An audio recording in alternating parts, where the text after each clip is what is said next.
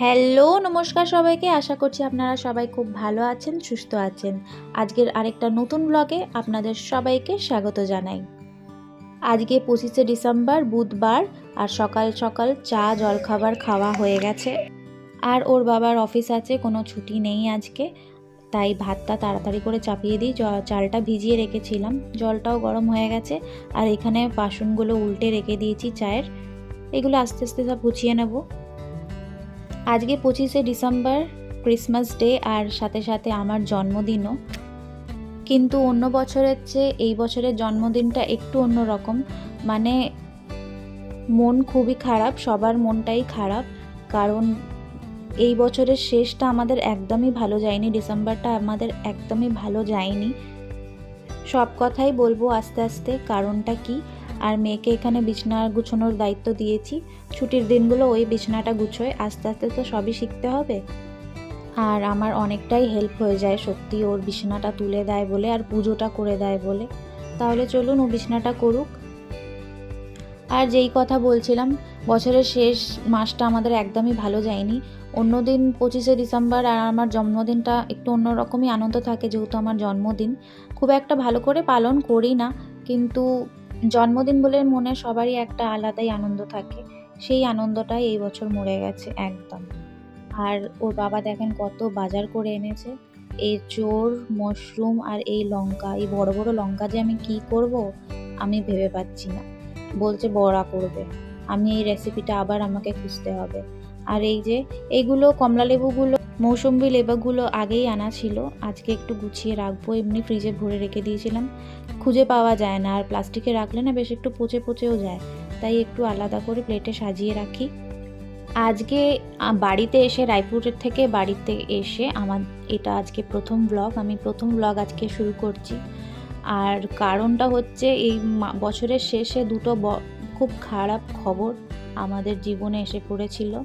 প্রথমে তো রায়পুর থেকে এসেছিলাম, এসে এক বান্ধবীকে ফোন করলাম, ও বলল 29 তারিখ থেকে পরীক্ষা, আর 1-2 দিনের মধ্যেই রুটিনও দিয়ে দিয়েছিল। এসে পরের দিন আবার শনিবার ছিল, মেয়েকে স্কুলও পাঠিয়েছি, সব কিছুই হলো। আর বললাম না এখন ব্লগিং কিছুই করব না।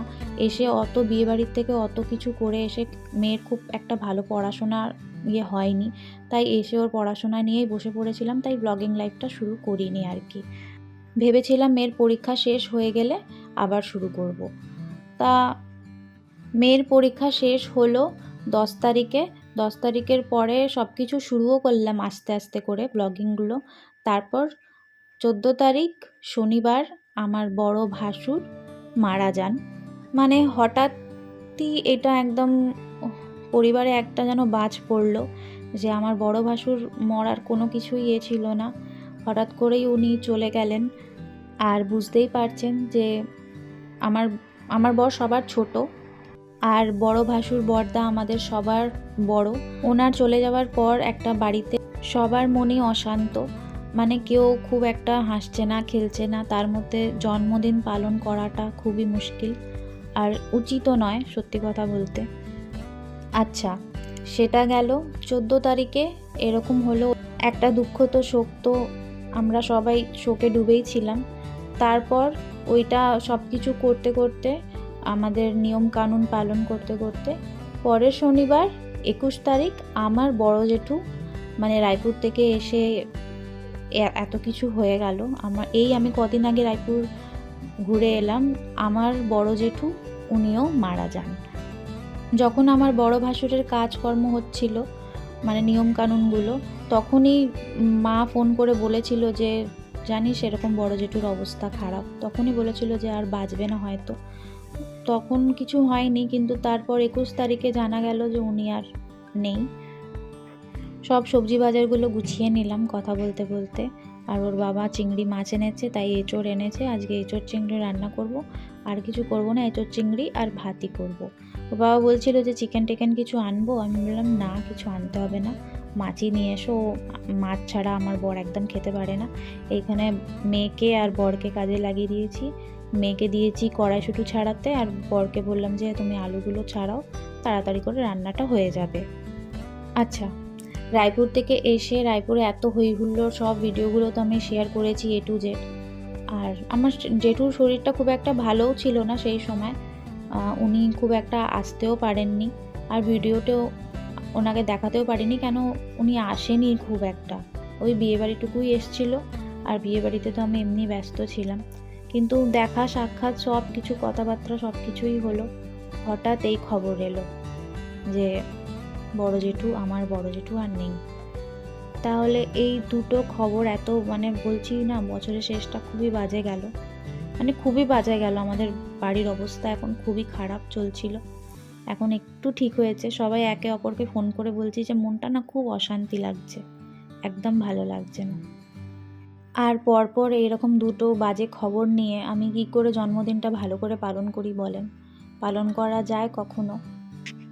রান্না করতে করতে আমি শুনতে পাচ্ছি আমার মেয়ে আমার বরকে বলছে যে বাবা আসার সময় কেক নিয়ে আসবে, তো মাকে একটা কেক তো অন্তত কাটতেই হবে, আজকে মায়ের জন্মদিন, আর মা কোনো বছরই এমন হয়নি যে মা কাটেনি।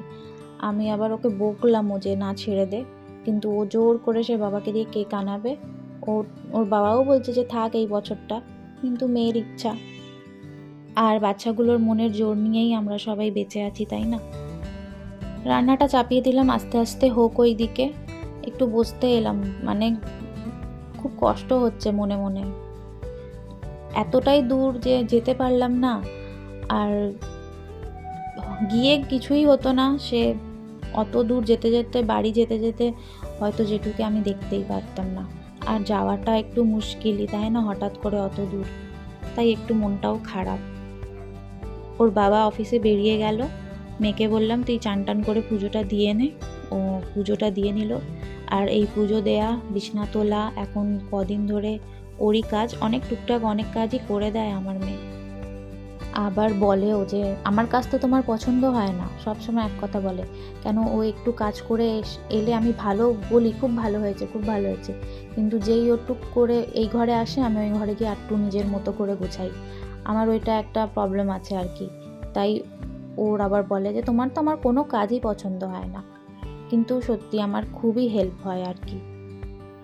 চলুন, পুজো টুজো হয়ে গেছে, সবার স্নান টানও হয়ে গেল, এবার ভাত খেয়ে নিই। ওর বাবা অনেক করেই বললো যে চিকেন আনবো, চিলি চিকেন করবে, কিছু করবে। ও আমার মুখটা দেখে ওরও একটু কষ্ট হচ্ছিল। আমি বললাম না, কিছু আনতে হবে না, আমার আর কিচ্ছু ইচ্ছা নেই। চলুন তাহলে ভাতটা খেয়ে নিই, ভাত খেয়ে আপনাদের একটা জিনিস দেখাবো। আর তাড়াহুড়ো করে রান্নাটা করলাম, কিন্তু তরকারিটা খুব ভালো হয়েছে জানেন, আর চিংড়ি মাছ পড়েছে তার মধ্যে, মশলাটা ভালো করে কষিয়েছি তো খুব ভালো হয়েছে। চলুন তাহলে খাই।